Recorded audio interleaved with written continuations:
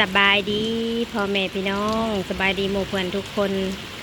ตอนเช้าก็ฉีดยาพ่นยาไปเนาะพี่น้องตอนบ่ายๆมาเพราะว่าฝนถืดลงมาพี่น้องตอนตกมาแห้งๆนะก็บอกล้าถ่ายพี่น้องทั้งลมทั้งฝนทั้งผ้าแตกผ้าดังเนาะตอนฝนตกมาครั้งแรกก็สิอยู่ประมาณบ่าย2 โมงเด้อพี่น้องเด้อแต่บอกล้าถ่ายบอกล้าจับกล้องเลยบอกล้าจับโทรศัพท์เลยผ้าแตกพี่น้องทั้งผ้าแตกทั้งลมทั้งฝนมาพร้อมกัน3 อย่างเลย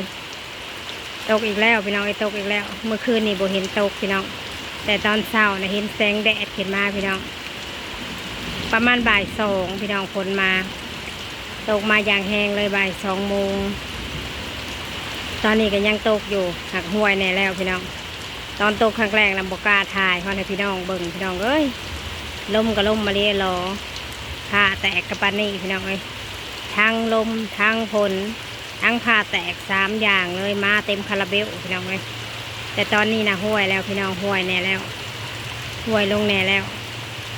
ตกอีกแล้วพี่น้องอยู่สวนทุเรียนฝนตกอีกแล้วดอกในสิกลายเป็นคะแนนคือว่านะพี่น้องถ้าเพิ่นได้ตกเพิ่นก็ตกเรียนมือเรียนวันพี่น้องบ่เห็นตกแต่เมื่อคืนนี่เนาะ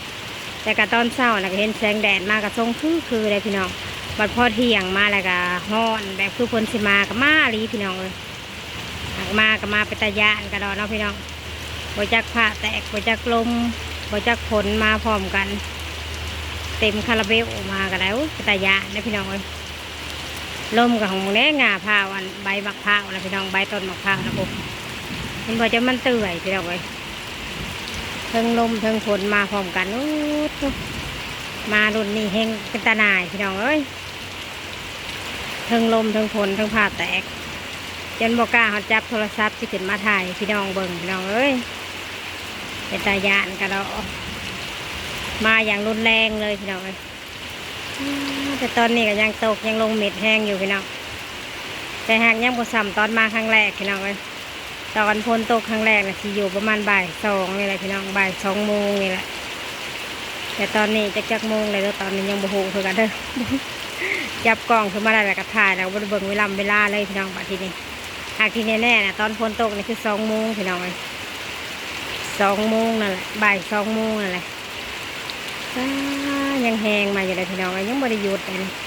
ว่าสิไปฉีดยาอยู่สวนบ่อนไปหลับใหม่พี่น้องไปฮอดแล้วผัดเปิดน้ำเสียทางเสียยังแล้วฝนถืนลงมากับป๊บแล้วเนาะพี่น้อง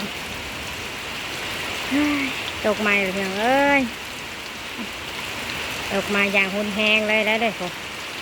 ยังมืดยังดำอยู่พี่น้องยังมืดเกาะมืดกองอยู่เหมือนเอา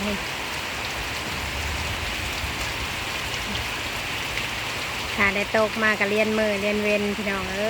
ฝนก็ได้